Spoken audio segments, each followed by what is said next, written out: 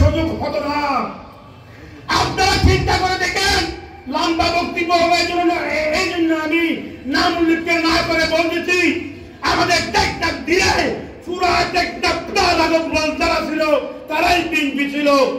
ওই উকিলের কারণে আপনাদের টেকটাপ থেকে এই রাঘব বোয়াল বিএনপি থেকে পালিয়ে আওয়ামী লীগে অংশগ্রহণ করেছে নির্যাতন সহ্য করতে না পেরে।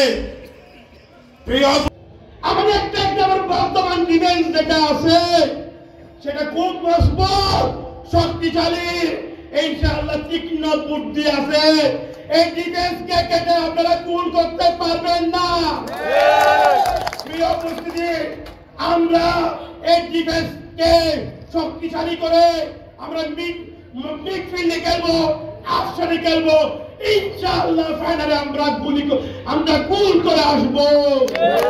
প্রিয় সমাবেশ, আপনাদেরকে আরেকটি জিনিস, কারণ এই আয়নাগরের মধ্যে মানুষকে রাখতো কিভাবে জানেন? পায়ে শিকল বেঁধে, হাতে খড়া রেখে, হাত করা রেখে বেঁধে রাখতো।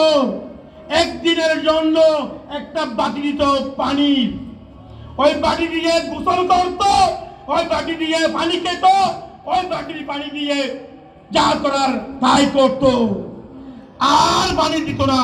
ওই রকম অবস্থায় একজনকে ছাত্র দল, যুব দল, বিএনপি পরিবারের ভাইয়েরা, কৃষক দল, তাই মামলা হামলা, অনেক মামলা হামলা হয়েছে, হাই বাদিল অনেক মামলা হামলা